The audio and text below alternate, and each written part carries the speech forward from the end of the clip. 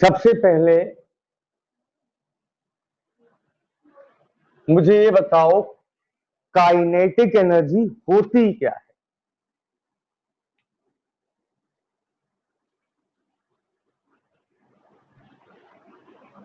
कोई भी, आप में से कोई भी बताइए, काइनेटिक एनर्जी होती क्या है? What is kinetic energy?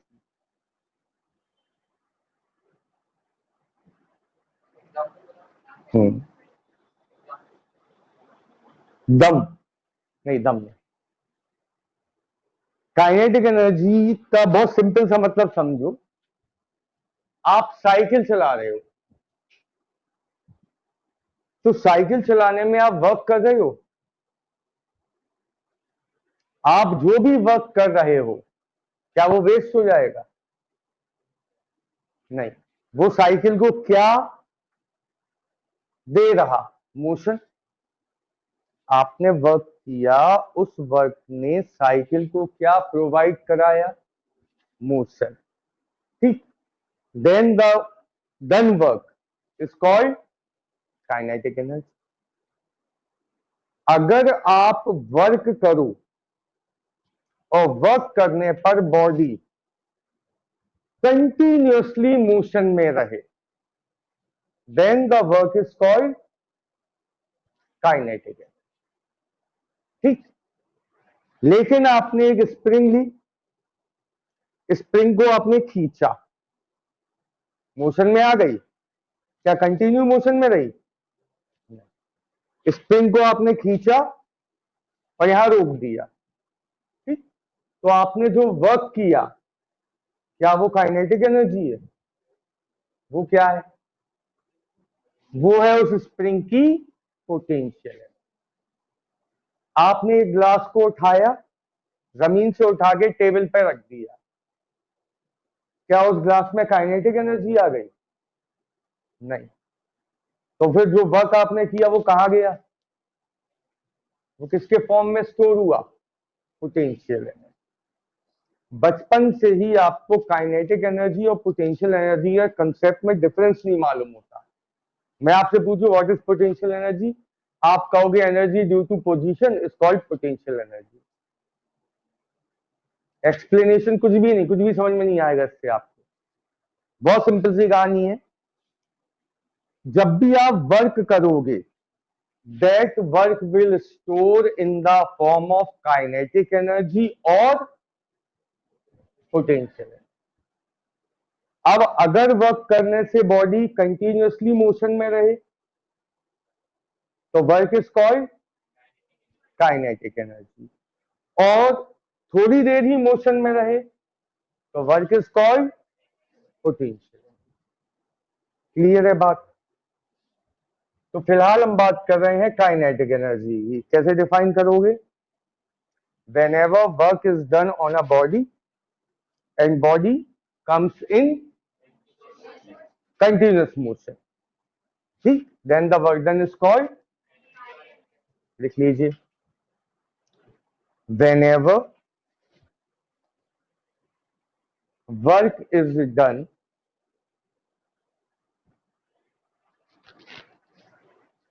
on a body and body comes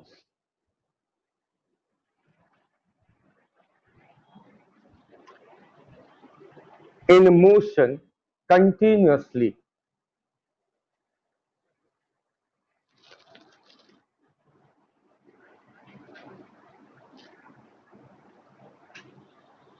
then work is called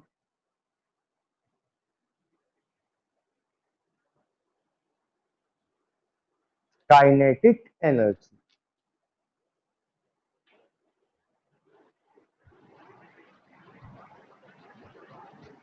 इतना तो क्लियर है? अब सुनो,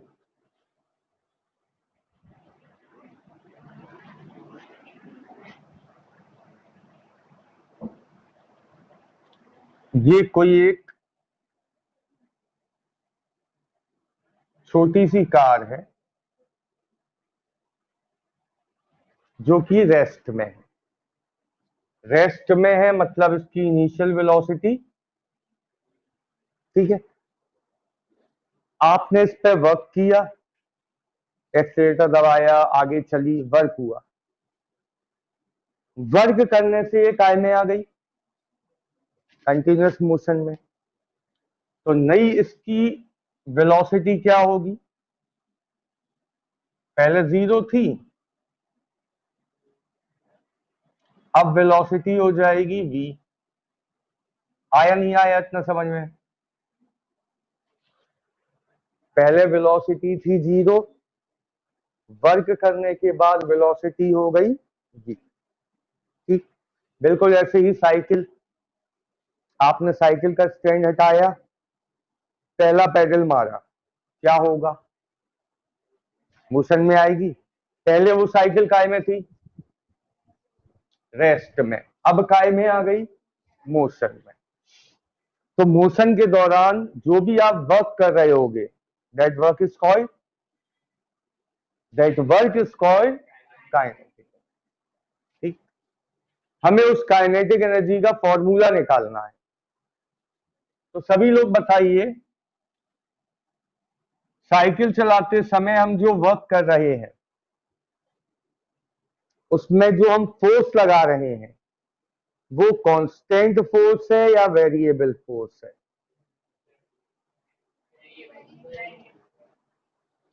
कार को हम सीपरी बाजार में चला रहे हैं, कांस्टेंट फोर्स लगाएंगे, वेरिएबल फोर्स लगाएंगे, ठीक। जब फोर्स वेरिएबल होता है तो वर्क का फॉर्मूला क्या होता है?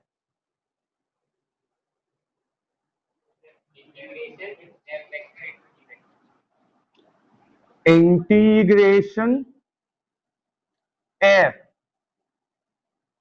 इंटू डी, ठीक। मैंने आपको बिल्कुल पहले दिन वर्क के बारे में बताया था कि जो वर्क हम करते हैं, जैसे एक कार है, अगर ये हाईवे पे चल रही होती तो हम जो एक्सीलेटर दबा रहे हैं वो फोर्स हम कैसा लगा रहे होते, कांस्टेंट। तब वर्क का फॉर्मूला क्या होता,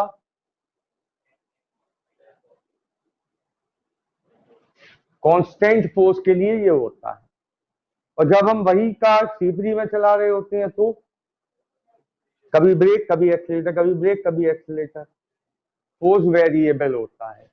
वेरिएबल फोर्स के लिए वर्क का फॉर्मूला ये होता है, क्लियर?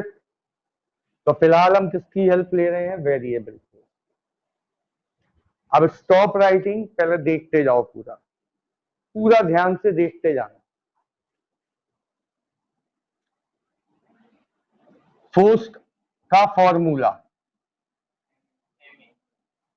जब बिल्कुल सीधे स्ट्रेट लाइन में चलते हैं तो मास इंटू एक्सीलरेशन, इंटू में कोई डाउट?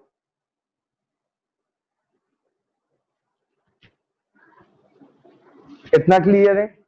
अब मुझे ये बताओ, ये एक्सीलरेशन कांस्टेंट है या इंस्टेंटेनियसली चेंज हो रहा है? चेंज हो रहा है। इंस्टेंटेनियस एक्सीलरेशन का फॉर्मूला क्या होता है?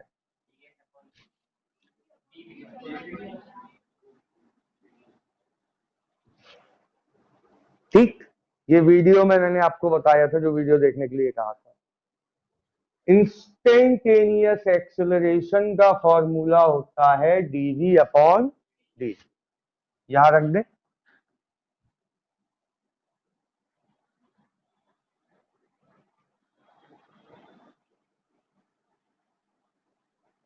इनटू में क्या चल रहा,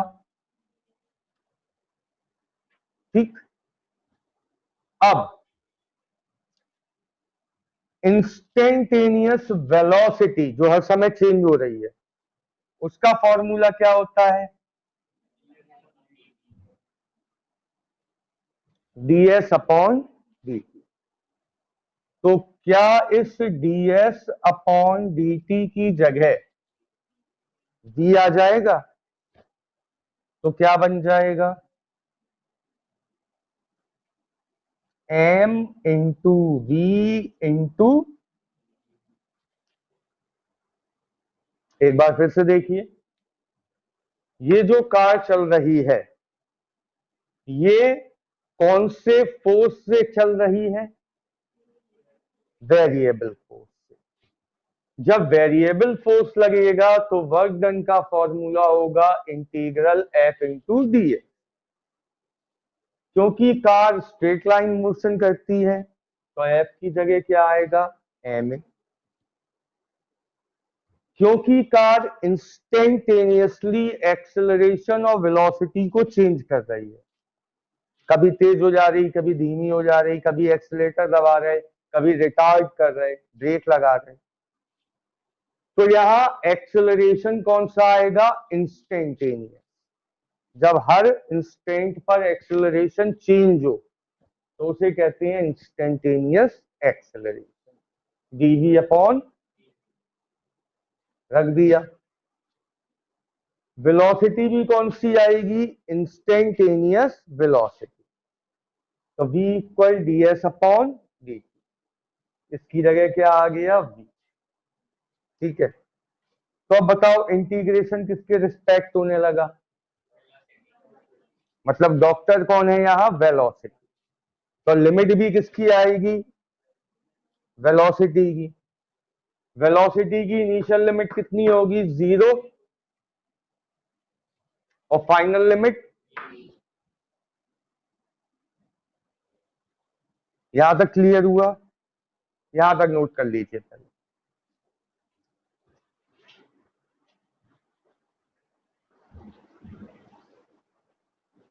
आप बेटा अभी नोट कर लीजिए, बैच के बाद में आपको ये पूरा 5 मिनट में एक्सप्लेन कर दूंगा, सब समझ में आ जाएगा।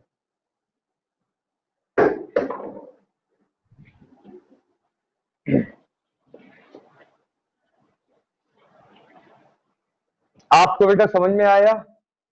वीडियोस आपने पूरे नहीं देखे थे ना? हाँ, तो बैच के बाद अभी आप रुकना है।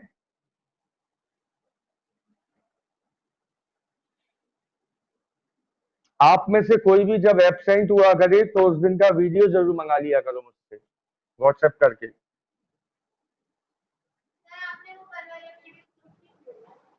ग्रुप में हम कोई भी वीडियो नहीं भेजते। मैंने आपसे कहा था इंडिविजुअली आप लोग मुझे नंबर दे दो, मैं आपको ग्रुप में ऐड कर लूंगा जो लोग ऐड नहीं है। नहीं है ना, वो बहुत सारे लोग सब ऐसे ही चले गए थे, किसी ने नंबर ही नहीं दिया था, ये तो प्रॉब्लम हुई, फिर हमने सबको इंडिविजुअली भेजे।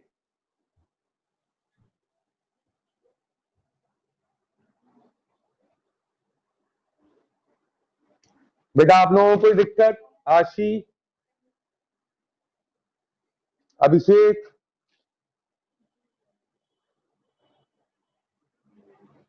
ठीक। रुद्र आपको बेटा कोई दिक्कत? ठीक।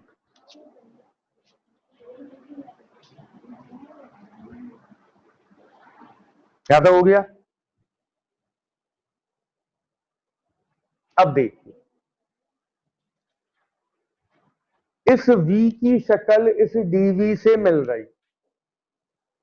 ठीक। मतलब ये कौन है? डॉक्टर। ये उसका कौन है? पेशेंट। ये कौन है? इसे निकाल के बाहर करें तो सबसे पहले कौन बाहर आएगा? रिलेटेड। तो W इक्वल m बाहर, इंटीग्रेशन 0 से v,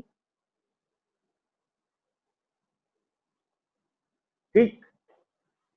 अभी अभी फॉर्मूले बताए थे, v का इंटीग्रेशन क्या होगा? पावर कितनी है v पर? तो v स्क्वायर अपॉन 2 हो जाएगा। तो W equal m v square upon 2, ठीक। लिमिट क्या रहेगी?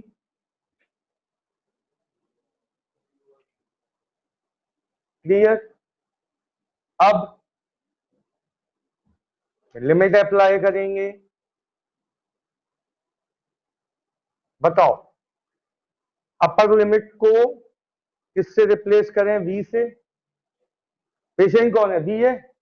इसकी जगह कौन आके बैठेगा? B minus. अब बी को कौन रिप्लेस करेगा?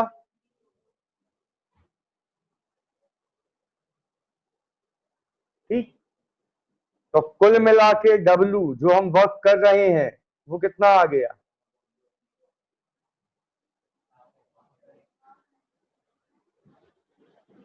That work is called kinetic energy. हो गई वो चीज? तो कर लीजिए।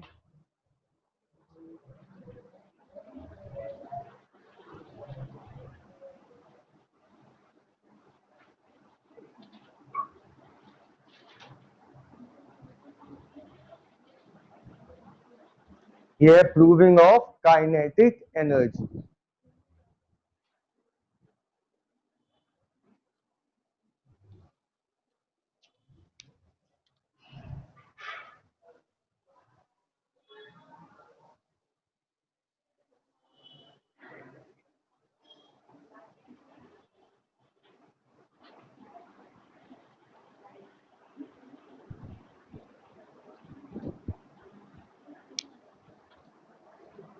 v into D V. v का इंटीग्रेशन क्या होगा? v square by 2। अब v को कौन रिप्लेस करेगा? Upper limit. तो इत्तेफाक से v पेशेंट है और v ही अपर लिमिट है, तो v स्क्वायर बाय 2 ऐसे ही रहा। अब v पेशेंट को कौन रिप्लेस करेगा? Lower limit. तो v की जगह कौन बैठ जाएगा? 0। तो क्या बचा? Half M V square. ठीक है। चलो, कुल मिला के काइनेटिक एनर्जी क्लियर हुआ। अब ध्यान से देखना, इसी में एक काम और करेंगे।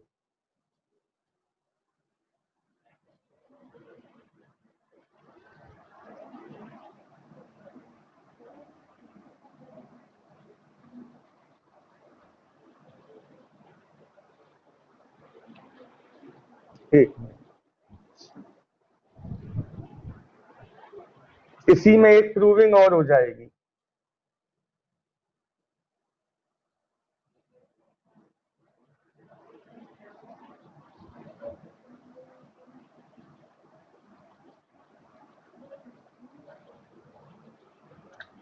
Work energy theorem.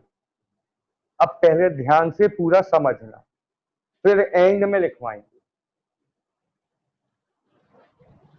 ये जो कार है, अब इसकी वेलोसिटी 0 नहीं। ठीक। तो वेलोसिटी क्या होगी? u।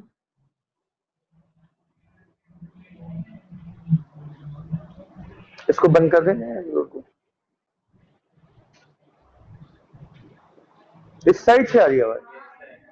फिर भी देखते हैं बंद करके, कोई फायदा नहीं, रहने दो, रहने दो। चलो, कार इनिशियली कितनी वेलोसिटी से चल रही है? u। एक्सीलेटर में पैर रखा, इंक्रीज हुई, फाइनल वेलोसिटी क्या है? v। u से चल रही थी, अब कितनी वेलोसिटी से चल रही? v। कितना वर्क किया? f into D S. f की जगह, a की जगह, यहां तक सही है, ds अपॉन dt की जगह v। चेंज क्या आएगा?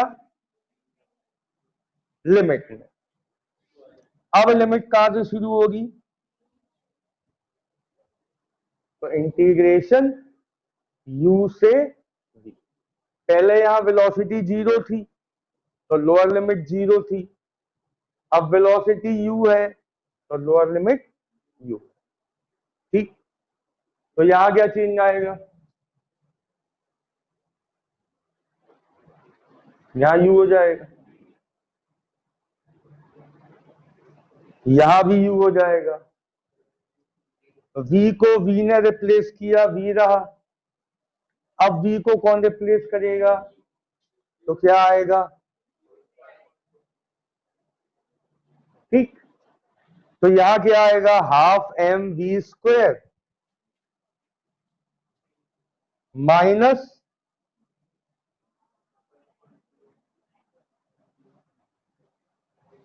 यही आएगा। तो वर्क डन इक्वल क्या हुआ, final kinetic energy minus initial kinetic energy, मतलब इसे हम कहेंगे चेंज इन काइनेटिक एनर्जी।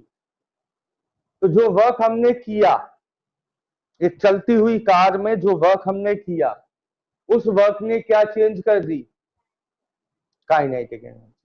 मतलब work done on a moving vehicle, work done on a moving vehicle will change it's kinetic. अभी तक क्या था, व्हीकल रेस्ट से स्टार्ट कर रहा था, तो जो भी हम वर्क करते थे वो किस में कन्वर्ट हो जाता था, काइनेटिक एनर्जी। लेकिन अगर व्हीकल पहले से चल रहा है, उसके बाद हम वर्क कर रहे हैं, तो वो वर्क काइनेटिक एनर्जी में कन्वर्ट होगा कि चेंज इन काइनेटिक एनर्जी में, तो वो काय में होगा, चेंज इन काइनेटिक एनर्जी। इस थ्योरम को क्या कहते हैं, तो क्या होनी चाहिए theorem, first of all vehicle must be in, so if a vehicle is in, then work done on the vehicle will change its, this theorem is called simple, देखिए, when a vehicle is in motion,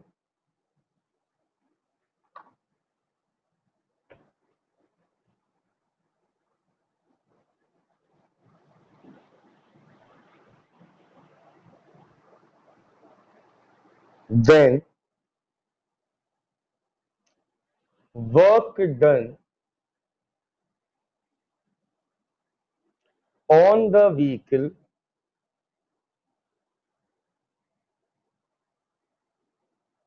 will change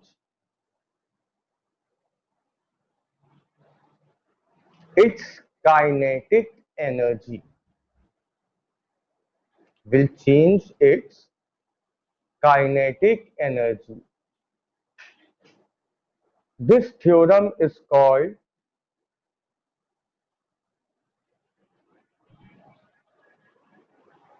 work energy theorem.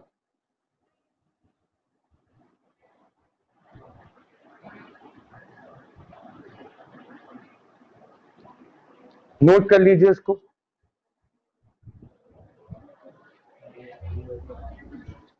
I call you right back, का message डल गया, ठीक है, phone उठा नहीं हुआ है, ये पकड़ो, फिर लगा लो ना फोन, तुमने रुकाया नहीं फिर दोबारा, तो दो बार लगा दिया, I call you right का मैसेज तभी आया, क्या, अच्छा दो बार तुमने लगा लिया उसके बाद आया, पागल हो तुम, तो फिर लगा दिखाई थी, 4:30 तुम्हारे, अच्छा ठीक, उसकी फीस आ गई, वो जो कल मैसेज किया था उसने, अभिषेक सर को दे दिया हमने, नहीं दे देंगे या दे दी, कॉल नहीं किया, 5,000 कॉल नहीं किया, तुमसे डील हुई थी मेरे उसे कॉल कर लेगा, हाँ? क्योंकि उसने जब हमसे कह दिया अभिषेक सर को दे दी, इसका मतलब आओ,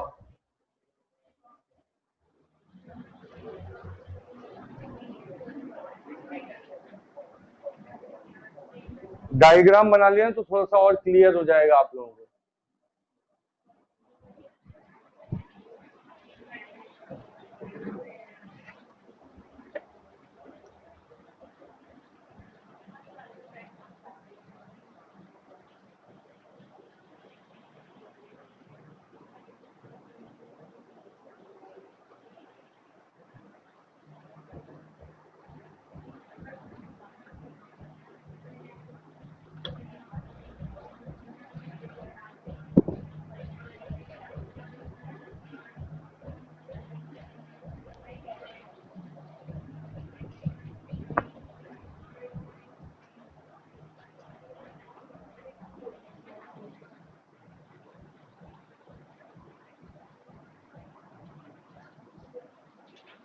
हो गया बेटा,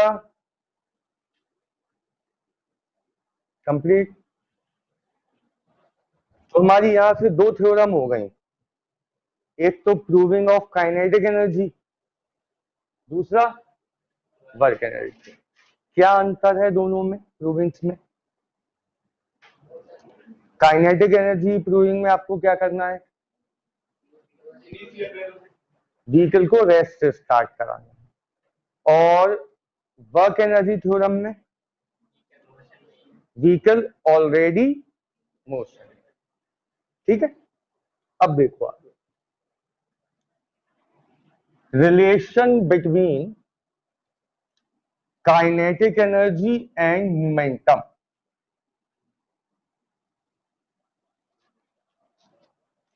relation between kinetic energy and momentum.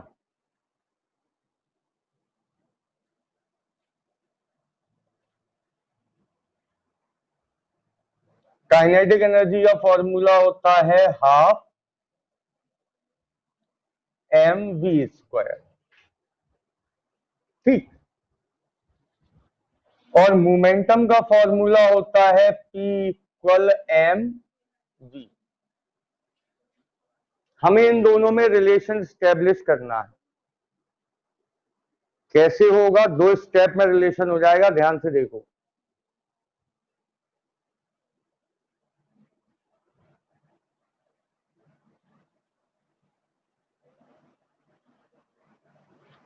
क्या किया मैंने? m से मल्टीप्लाई, m से डिवाइड। ठीक,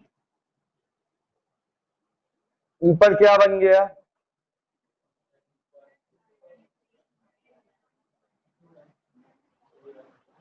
ठीक, m² v² की जगह क्या आएगा? p²। भाई इसे हम क्या लिख सकते हैं?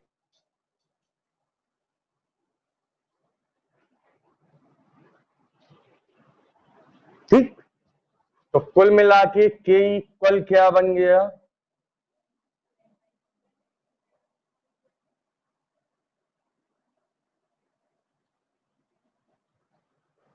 k इक्वल है p²/2। देखने में बहुत सिंपल सा रिलेशन है, लेकिन इसके न्यूमेरिकल्स बहुत इंपॉर्टेंट है। ठीक है,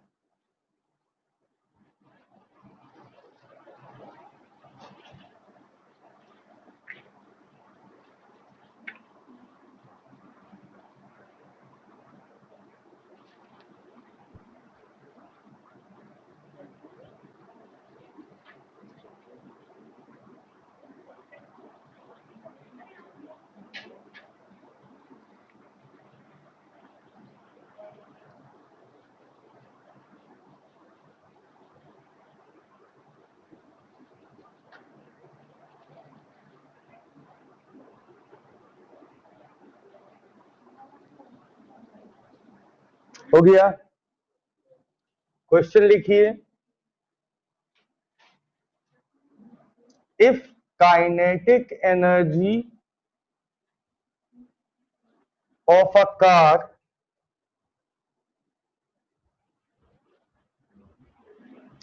increased by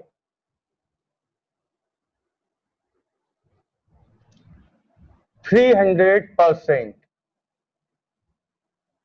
300%, then how much percent will momentum change? Then how much percent will the momentum change? अब मैं पहले एक जनरल बात पूछ रहा हूं आप लोगों से, वो बताइएगा। किसी भी ऑब्जेक्ट का परसेंटेज चेंज कैसे निकालते हैं? क्या फॉर्मूला होता है परसेंटेज चेंज निकालने का? जैसे मैं आपसे कहूं डेयरी मिल्क आज 10 रुपए की है, सबसे सस्ती। ठीक, एकदम से उसका रेट 12 रुपए हो गया, कितने % उसका रेट इंक्रीज हो गया?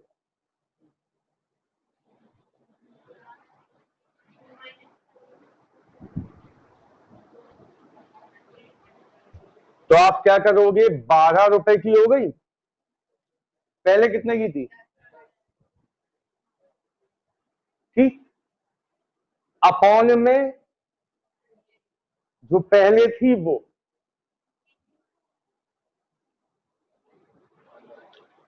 मतलब बहुत सिंपल सा एक फॉर्मूला है।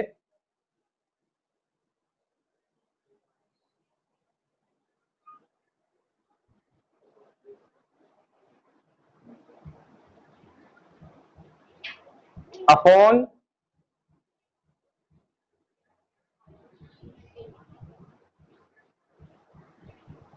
दुनिया में जब भी आपको परसेंटेज चेंज निकालना हो कि कोई भी चीज कितने % चेंज हो गई, तो उसका फॉर्मूला क्या है?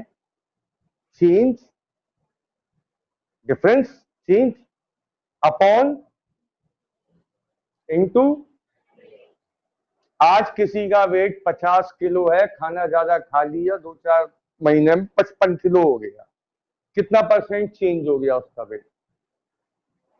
कैसे निकालोगे? 55 किलो का हो गया तो डिफरेंस कितना हुआ? 5 किलो का, ऊपर 5, इनिशियल 50 इंटू 100, कितने % वेट बढ़ा लिया उसने? आई बात समझ में? डेयरी मिल्क का रेट 10 रुपए था, 12 रुपए हो गया, तो चेंज कितना हुआ? 2 रुपए, नीचे 10 इनिशियल इंटू में 100, कितने % बढ़ गया? तो दुनिया में किसी भी चीज का परसेंटेज चेंज निकालना हो कि कितने % इंक्रीज हुआ या कितने % डिक्रीज हुआ, तो आप क्या करोगे? Change upon initial into 100। ठीक, अपने क्वेश्चन पे आइए, काइनेटिक एनर्जी कितने % इंक्रीज कराई? तो पहले कितनी होगी? x के 100, क्या मान लें? नहीं, 300% हमने इंक्रीज कराई, तो हम मान ले रहे पहले काइनेटिक एनर्जी थी, ठीक, क्या फायदा हुआ 100 मानने से? दूसरी काइनेटिक एनर्जी कितनी हो जाएगी? 100 का 300% कितना हुआ? 300 ही तो हुआ, प्लस 100 पहले से थी, तो कितने % हो गई? कितनी हो गई? 400। नहीं आई समझ में? फिर समझ, आप लोग x मान के करते हैं, x, तो K2 क्या होगा? x प्लस, ऐसे ही तो करते हो आप लोग, तो आपका थोड़ा सा कैलकुलेशन ज्यादा हो जाता है।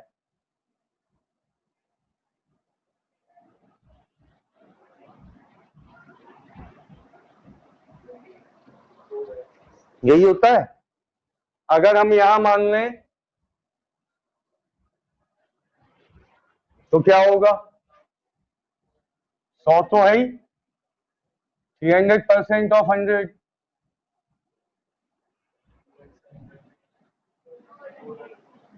सीधे सीधे कर जाएगा। यहां कितना आ जाएगा? इतना भी नहीं करना पड़ेगा, 300% इंक्रीज हुआ, तो पहले 100 था, अब 400 हो गया, सीधे लिख सकते हो।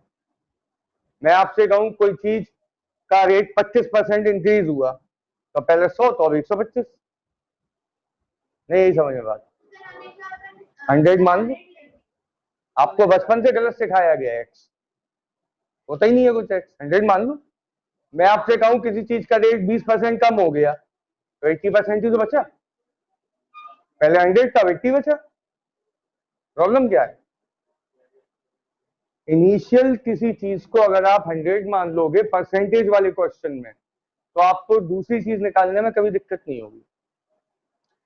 मैं आपसे कहता काइनेटिक एनर्जी 25% कम हो गई, तो ये 100 वो 75, क्लियर? आपसे पूछा गया पोटेंशियल एनर्जी, सॉरी, मोमेंटम कितने परसेंट चेंज होगा, यही पूछा है। तो परसेंट चेंज इन मोमेंटम का फॉर्मूला क्या बनना चाहिए? चेंज, चेंज मतलब या P1 माइनस P2 या P2 माइनस P1, जो बड़ा हो उसमें छोटे को, अपॉन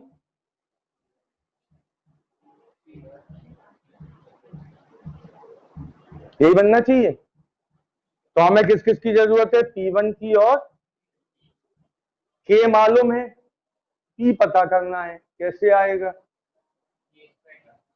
फॉर्मूला क्या होता K और P में?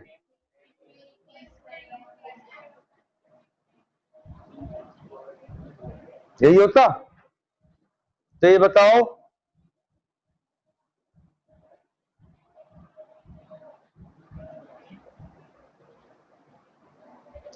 यस और नो? डिवाइड किया दोनों को, 2m और 2m तो कैंसिल हो जाएंगे दोनों के, नहीं यही समझ में।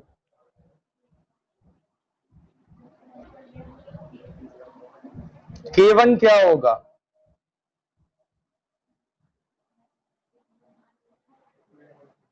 ठीक, K2 क्या होगा?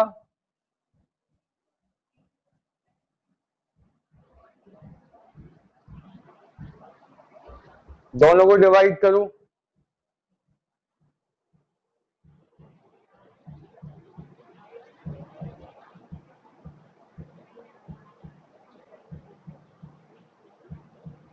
यही आएगा।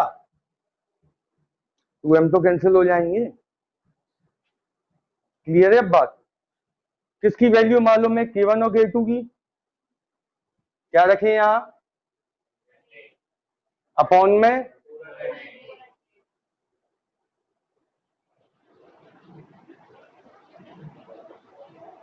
अंडर रूट लगा दें, स्क्वायर हटा के, इसके स्क्वायर हटाए तो अंडर रूट आ गया। तो कुल मिला के P1 बाय P2 क्या आ जाएगा? 1/2। तो इनिशियल मोमेंटम है 1 और फाइनल मोमेंटम है 2, तो डिफरेंस कितना हुआ?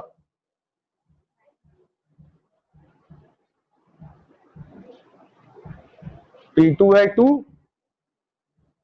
P1 है 1, अपॉन में P1,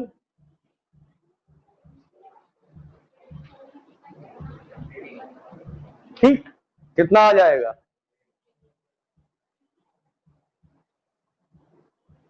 ये आपका आंसर। अब ईमानदारी से पूछ लो जहां जो समझ में नहीं आया।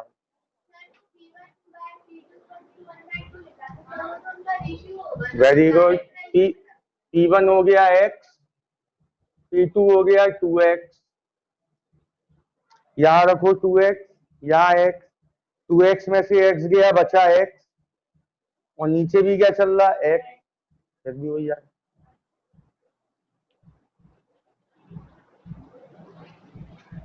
और कोई डाउट?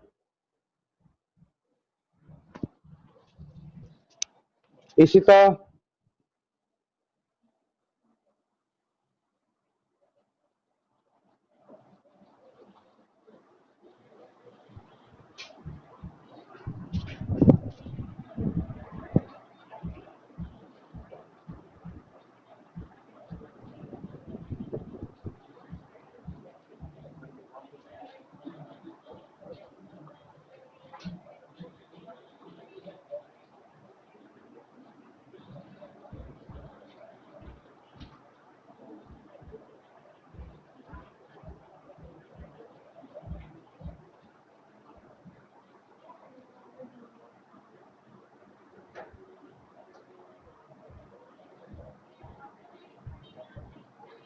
अभी एक और तरीका बता दे, लंबा है थोड़ा तरीका, लेकिन वो आपको बहुत जल्दी समझ में आ जाएगा।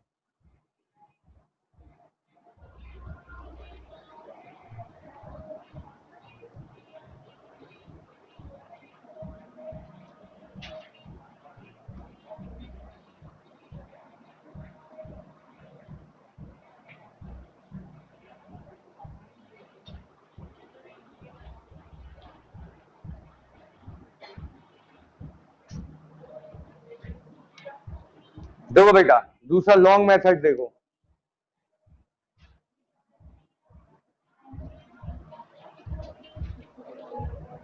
K1 की जगह कितना लिखूं? इक्वल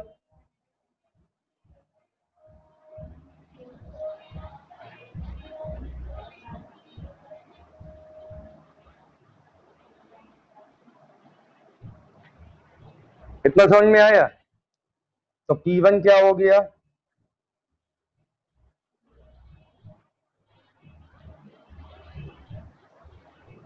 ठीक, 100 को बाहर निकालेंगे,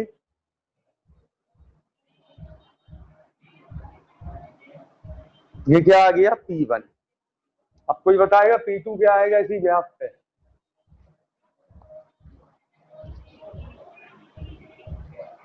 यहां कितना लिखेंगे?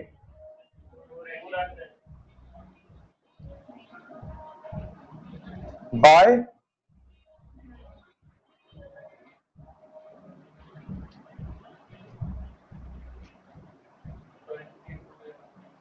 ठीक, 400 को बाहर निकाला, ये आ गया P2। ठीक है, यहां तक समझ में आया? अब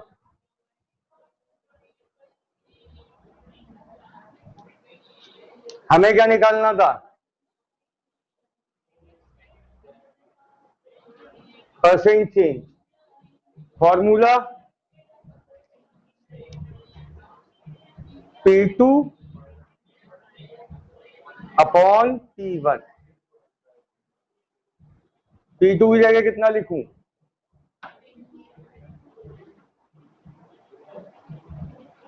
माइनस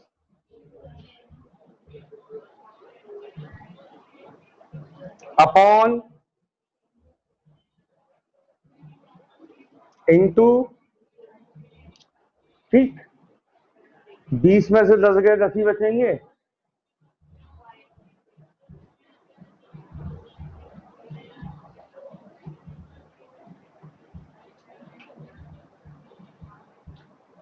अभी भी आपका आंसर कितना आया? जैसे आपको करना हो वैसे आप कर सकते हो भाई। रेशियो करने से क्या होता है, आलतू फालतू की चीजें पहले ही खत्म हो जाती है। ठीक, एक और क्वेश्चन लिखो।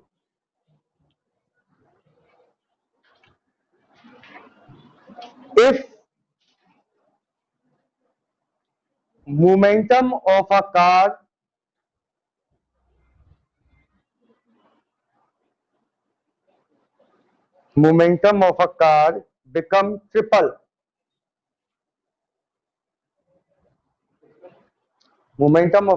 become triple, how much percent will kinetic energy change? How much percent will kinetic energy change?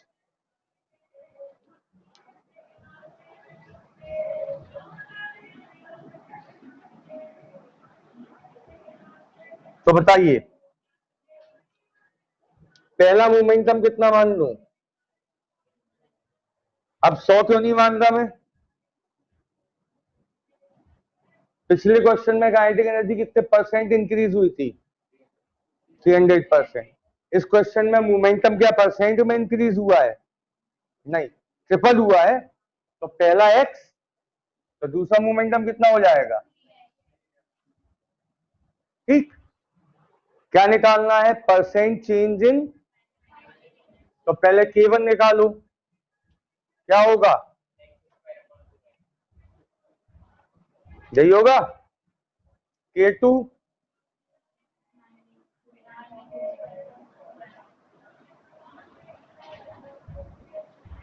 ठीक है, अब अगर कठिन करना हो तो कठिन कर लो, सरल करना हो सरल कर लो। सरल करना हो तो रेशियो निकाल लो, रेशियो निकालने के बाद परसेंट चेंज का फॉर्मूला लगा दो, अदरवाइज ऐसे ही कर लो।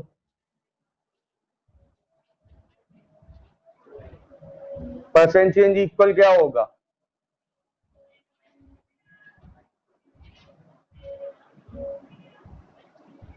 K2 minus K1 upon K1 into 100।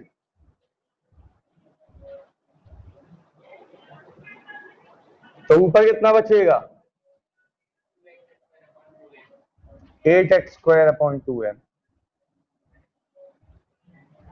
9x² में से x² कम हो जाएगा। नीचे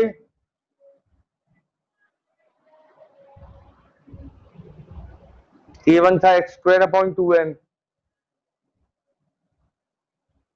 2m से 2m कैंसिल, x² से x²।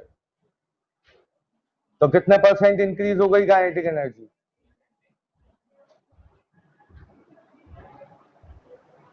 सिंपल। ये थे numerical based on relation between